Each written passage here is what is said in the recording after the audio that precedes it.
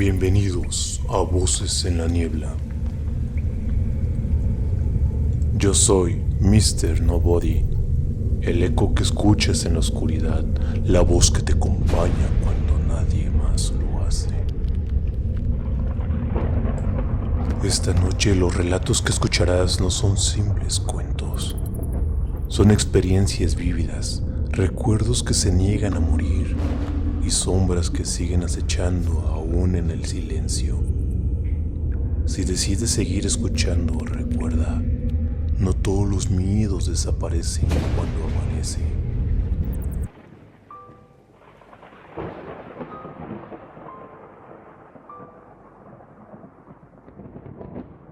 Comencemos con el testimonio de alguien que apenas iniciaba su nueva vida, un joven emocionado por su primer hogar, pero pronto descubrirá que las paredes de su apartamento guardaban secretos más oscuros que la soledad misma.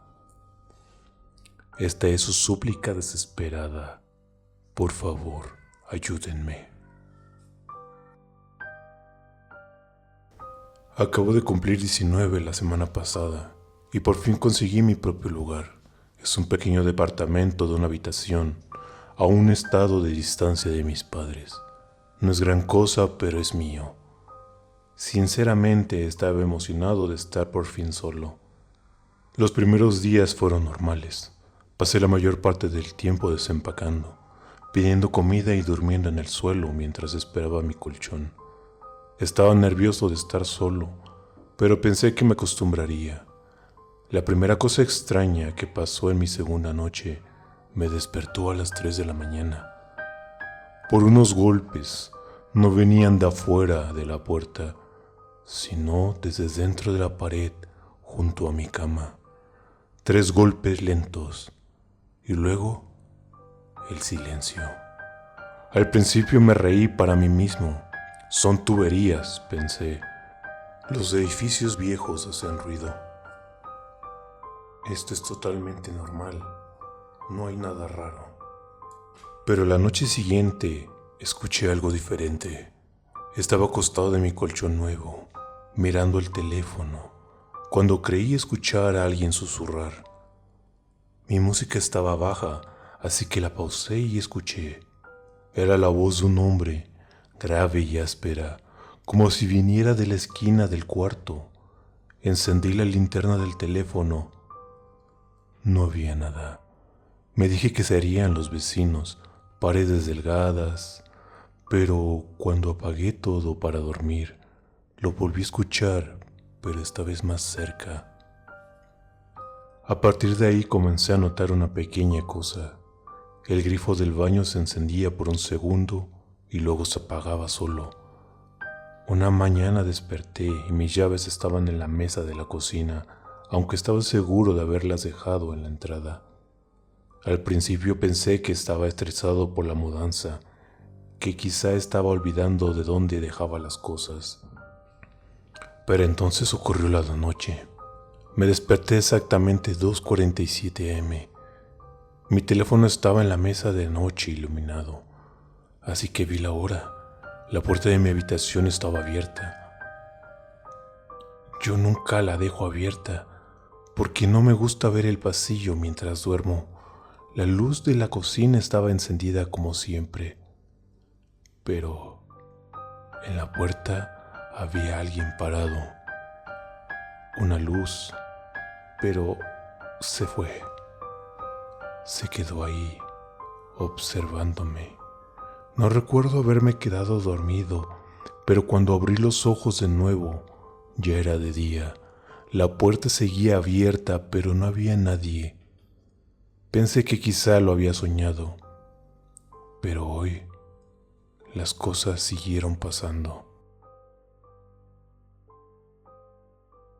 Mis gabinetes se abrían solos, apenas una rendija, cada vez que salía de la habitación. Mi teléfono se deslizó de la mesa de la cocina mientras yo estaba en la ducha. Salí y estaba en el suelo, boca abajo. Sé que no lo dejé ahí. Ahora es de noche otra vez. Estoy aquí escribiendo esto y sigo escuchando golpes, 3 cada vez. Primero en la pared, luego en el piso y ahora mismo está detrás de mí. Ni siquiera quiero volver. Perdón, ni siquiera quiero voltear. No quiero ver nada ahí. Nunca he creído en fantasmas, jamás. No puedo explicar esto. No he dormido bien en días. Me duelen los ojos, me duele la cabeza. Siento que me estoy volviendo loco. No sé si debería irme o si estoy exagerando. Si alguien escucha esto, ¿qué se supone que debo hacer?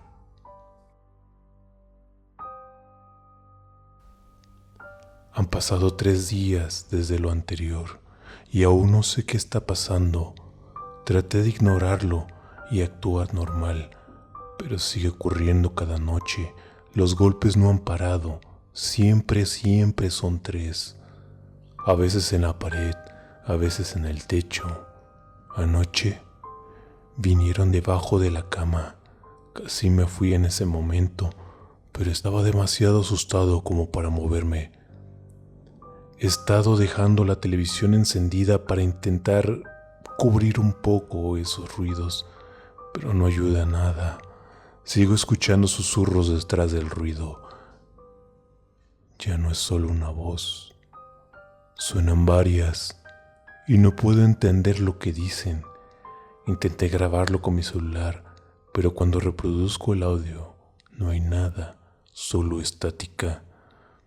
Lo peor es que ahora las cosas se mueven frente a mí. Estaba sentado en la mesa de la cocina ayer y la silla frente a mí se recorrió un poco, como si alguien se sentara. Juro por Dios que lo vi. Solo me quedé mirándolo un largo rato, sin atreverme a respirar. No he dormido más que 1 hora seguida. Me siento enfermo. Mi cabeza se siente pesada, como si algo me presionara constantemente no sé, ¿qué está pasando? El departamento se siente mal ahora, incluso de día, siempre está frío, no importa lo que haga. Y sé que lo que vi anoche. Me desperté y la sombra alta estaba en la esquina de mi cuarto.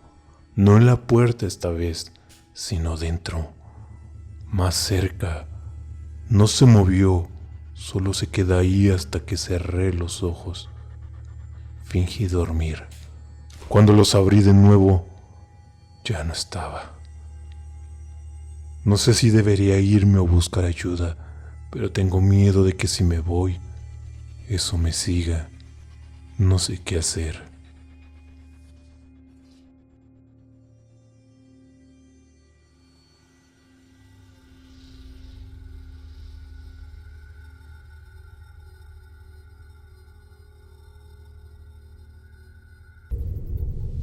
Pero no todos los encuentros con lo inexplicable comienzan en la adultez.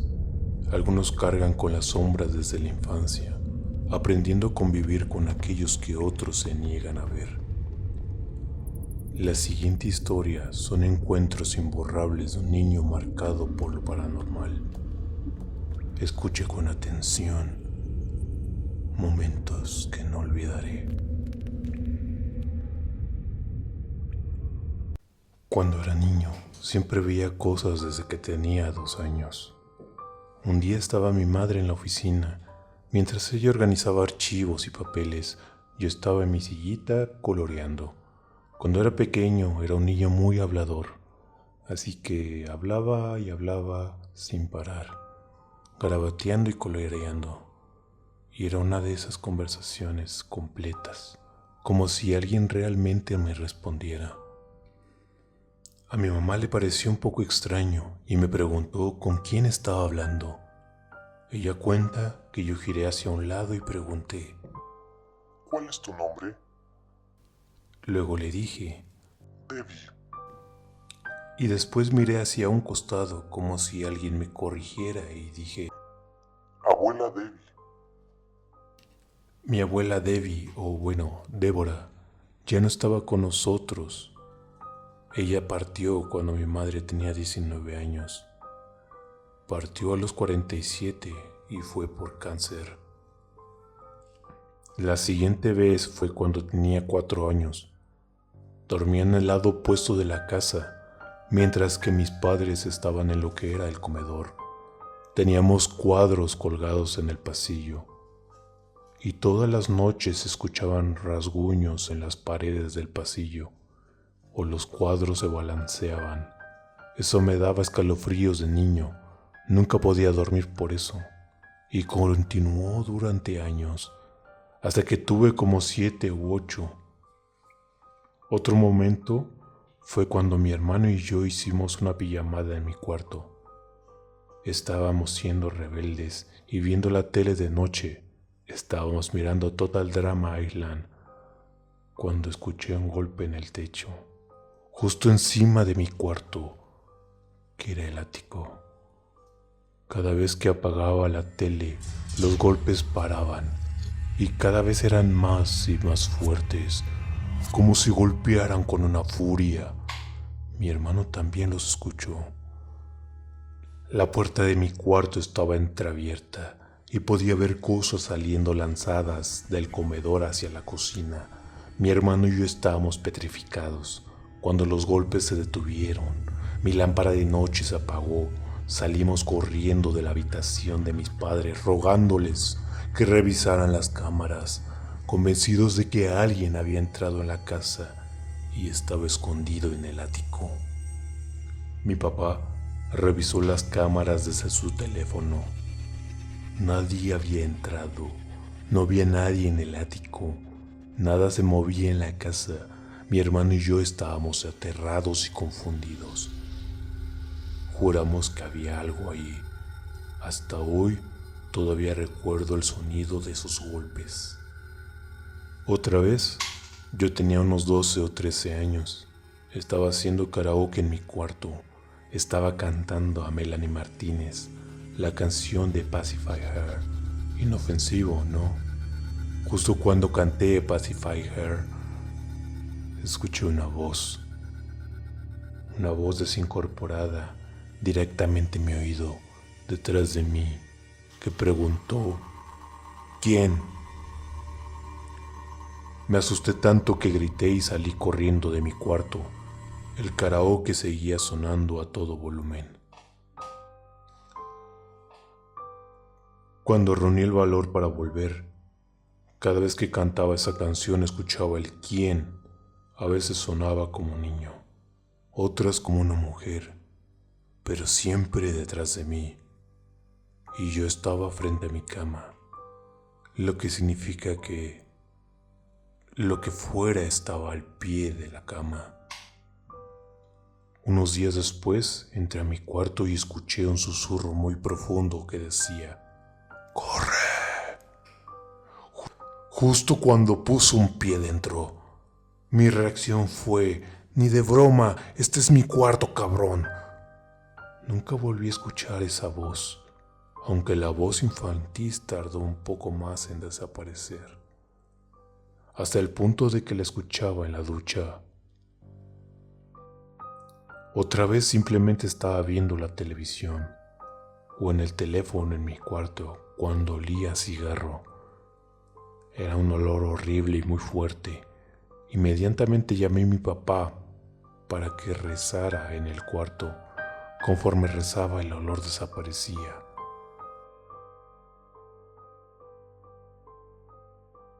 Otra ocasión, estaba solo en casa.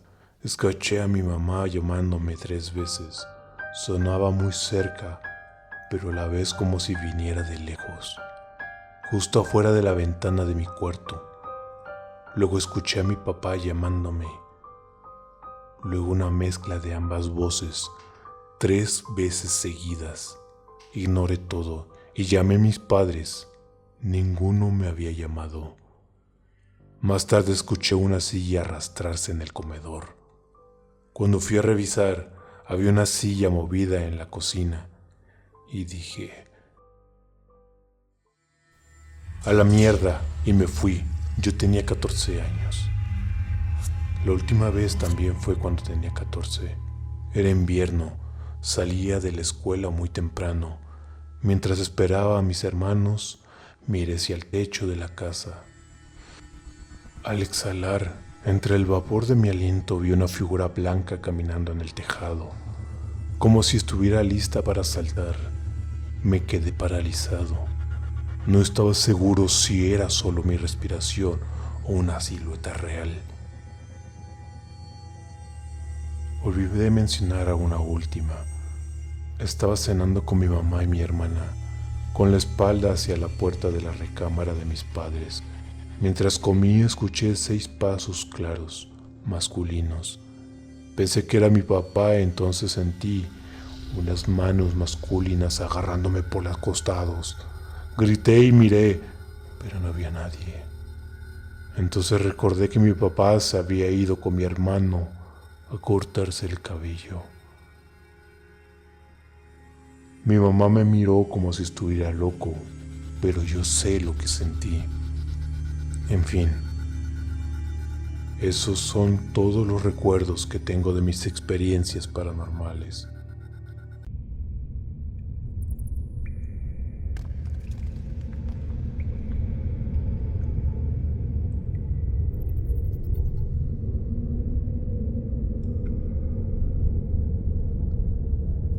La soledad puede ser cruel, y en esa oscuridad es cuando las sombras encuentran su camino hacia nosotros. Algunos recuerdos de la infancia son pesadillas que nos acompañan toda la vida. Pero, ¿qué ocurre cuando el miedo deja de ser un eco del pasado y se convierte en alguien que respira justo detrás de ti?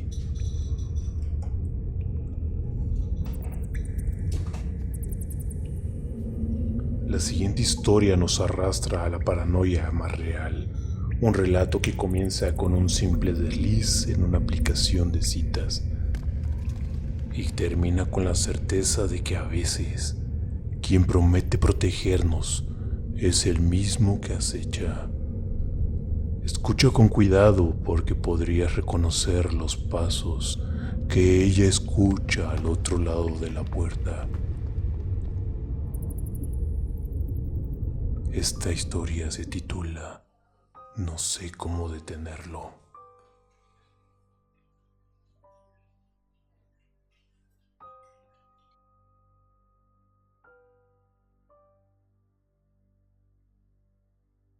Mando esta historia porque no sé qué más hacer. Me siento agotada. Ya no puedo pensar con claridad. Soy un estudiante internacional. No diré mi nombre ni mi país, porque ya de por sí me siento insegura. Mi familia está a miles de kilómetros y no tengo amigos cercanos, sobre todo ahora. La mayoría de mis días son siempre lo mismo: clases, biblioteca y luego a mi habitación. En marzo de este año hice match con un chico en una aplicación de citas. Parecía agradable al principio, un poco insistente, gracioso. Yo estaba tan sola aquí que necesitaba hablar con alguien, aunque fuera un poco. Después de una semana le di mi Instagram. Ese fue mi error. Al comienzo todo era casual. Le gustaban mis fotos. Siempre me decía lo inteligente que era y lo bonita que me veía. Me sentía halagada. Sobre todo porque aquí me costaba tanto hacer amigos. Siempre he tenido esta sensación de ser un extraño en este país. Él me mandaba memes y tonterías. Lo típico que hace la gente cuando charla. Bueno, eso supongo. Luego empezó a pedirme que nos viéramos en persona, insistiéndome mucho. Pero era justo en época de exámenes parciales, así que le dije que estaba ocupada y que quizás después. Él siguió presionando, me llamaba por Instagram, me mandaba, bueno, llamémoslo signos de interrogación, como queriendo que yo respondiera rápido. Y luego comenzó a enviarme un montón de fotos desnudo. Le pedí que parara, que estaba actuando como un enfermo. Su respuesta fue: no me hagas enojar. Lo bloqueé de inmediato.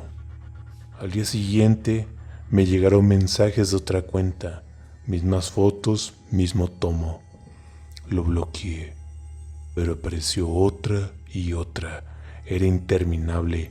Bloqueaba una y en minutos otra me escribía. Después empezó a repostear mis propias fotos en esas cuentas, con frases como universitaria fácil, una cualquiera. Incluso etiquetaba a mis compañeros de clases. Algunos lo vieron y me estaban volviendo loca. Luego llegó el momento en el que entré en verdadero pánico. Comencé a escribir y a recibir fotos mías en las paradas de los autobuses. Y luego llegó el momento en el que entré en verdadero pánico. Comencé a recibir fotos mías en las paradas de los autobuses, tomadas ese mismo día, otra más en la biblioteca de la universidad. Entendí que ya no era solo un juego, me estaba siguiendo. Entré en pánico total y fui a la policía por primera vez. El oficial fue paciente, demasiado paciente, lo cual en ese momento me desesperaba más. Revisó mis capturas de pantalla, los nombres de usuario de las cuentas, el chat de la app de citas. Me explicó que era acoso y hostigamiento y que levantaría un reporte. Me dijo que siguiera documentando todo y que podía pedir una orden de protección. El problema, no podían identificarlo. Eran cuentas falsas, números de aplicaciones, fotos que probablemente había sacado de internet. Yo me sentía tan estúpida, casi llorando frente a él, escuchando cómo me decía que sin algo concreto no podían hacer nada más. Me dio un número de caso y me dijo que si alguna vez me sentía en peligro inmediato, llamara y enviarían a alguien. Salí de ahí con un papel que se sentía como un escudo de papel contra un huracán. Durante semanas seguí guardando todo: cuentas, números, registros de llamadas y capturas. Pero los mensajes continuaban. De alguna forma consiguió mi nuevo número. Mensajes como: linda chaqueta, justo después de salir de clases, llamadas por la noche desde números distintos. Si contestaba, solo se escuchaba respiraciones. Una vez, un susurro con mi nombre. Volvió la policía, esta vez llorando, gritando, porque llevaba semanas hundiéndome en la locura. Actualizaron el reporte, dijeron que lo escalarían al área de ciberdelitos. Me prometieron patrullajes cerca del domicilio. No me ayudó para nada a dormir. Para mayo ya estaba reprobando clases, no podía concentrarme. Cada vibración de mi celular me revolvía el estómago. Dejé de hablar con la gente. No podía decirles a mis padres nada, porque sabía que me dirían que regresara a casa. Y esta era mi escuela soñada. No podía arruinarlo así. Me sentía completamente sola y al mismo tiempo constantemente observada.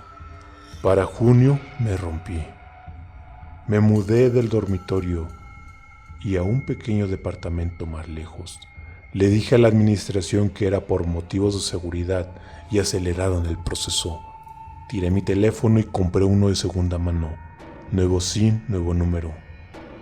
Borré todas mis cuentas. Dejé de usar redes sociales. Cambié mis rutas hacia la universidad. Mi ropa. Andaba con capucha puesta, la cabeza baja. Durante meses funcionó. Silencio absoluto. Ni llamadas, ni mensajes, ni cuentas nuevas. Pensé que tal vez al fin me había librado. Hasta hace 2 noches. Me desperté alrededor de la 1 de la mañana por un zumbido. Mi nuevo teléfono estaba en el buró con la pantalla encendida, abierta en la galería. Había cientos de fotos de mí. No selfies, no capturas, fotos reales. Yo en la parada del autobús con audífonos, yo en el supermercado, yo en la lavandería leyendo un libro. Diferente ropa, diferentes días, algunas de apenas semanas atrás, todas tomadas desde afuera, desde una esquina, una puerta o a través de una ventana, ninguna desde dentro, solo yo en mi vida diaria, como si alguien me hubiera seguido cada día con la cámara. Las miré hasta que mis ojos se nublaron de lágrimas. Sentía un hueco en el pecho. No recuerdo haber decidido moverme, pero de repente ya estaba de pie, lanzando el teléfono contra la pared. La pantalla se rompió. Me metí en una bolsa la basura. Lo metí en una bolsa de basura y lo llevé hasta un comedor varias calles más allá, temblando tanto que pensé que me desmayaría. Al día siguiente fui de nuevo a la policía. Les conté todo, la carpeta oculta, las fotos, cómo había tirado el teléfono. El oficial me pidió el dispositivo. Le dije que lo había desechado en un ataque de pánico. Pensé que se enojaría, pero solo suspiró y dijo que sí sería más difícil analizarlo. Aún así tomó mi reporte completo. Dijo que lo escalaría con la unidad cibernética y debería revisar las cámaras de seguridad. Preguntó por mi nuevo departamento. Anotó el nombre del edificio, mi número de unidad. Me preguntó mis horarios, a qué hora salía del campus, a qué hora volvía, que coordinara para coordinar patrullas. Estaba tan tranquilo mientras hablaba. Incluso me dijo que no me sintiera mal por romper el teléfono, que era normal entrar en pánico. Cuando me fui me pidió que, si tenía llaves de repuesto, las dejara en la estación para que los patrullajes pudieran revisar mi apartamento mientras yo estaba en clases. Y claramente confié y lo hice. Salí de ahí sintiéndome un poco más ligera, como si al fin no estuviera completamente sola. Esa noche cerré la puerta con llave, revisé 2 veces la ventana y dejé las luces encendidas para sentirme más segura. Arrastré una silla, la encajé debajo de la manija de la puerta. No podía dormir, mi cuerpo estaba eléctrico, lleno de adrenalina, pero pasada la medianoche, el cansancio me venció. Me despertó un sonido, un zumbido en el buró, el mismo teléfono, pantalla rota, abierto en las galerías, la misma carpeta y en la parte inferior una foto nueva. Yo durmiendo, tomada desde adentro, desde la esquina de mi habitación. Lo solté, mis manos temblaron sin control, revisé las cerraduras perfectas, revisé las ventanas cerradas y entonces se me heló la sangre. La silla ya no estaba en la puerta, estaba de nuevo junto a la mesa, exactamente de donde la había tomado. Así que o lo soñé o alguien la regresó a su lugar. No sé qué está pasando, no sé si estoy perdiendo la cabeza. Antes eran solo fotos desde afuera, ahora son desde adentro, desde mi cuarto. Llamé a la policía, no se me ocurrió otra cosa. Pero en cuanto colgué, me invadió un pensamiento. La única persona que sabe dónde vivo son la administración y el oficial. Y él tiene mis llaves de repuesto. El teléfono volvió a vibrar. No quise mirar. Ya sabía que había ahí. Entonces comenzó el golpeteo lento y pesado. Y una voz del otro lado: «Es la policía, abra la puerta». No sé si debo abrir.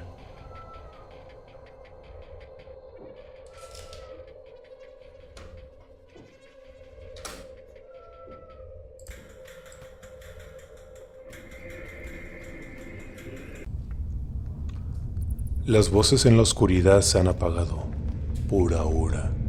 Pero dime, ¿qué escucharás cuando las luces se apaguen esta noche? Recuerda que en la niebla siempre hay alguien observando, tal vez demasiado cerca. Gracias por acompañarme en este episodio de Voces en la Niebla. Si te gustó lo que escuchaste, no olvides suscribirte y compartir este podcast con alguien que se atreva a escuchar historias que no todos soportan. ¿Tienes alguna experiencia que aún te persigue? Envíamela. Quizá tu voz sea la próxima en perderse entre la niebla. Yo soy Mr. Nobody y te espero en la oscuridad.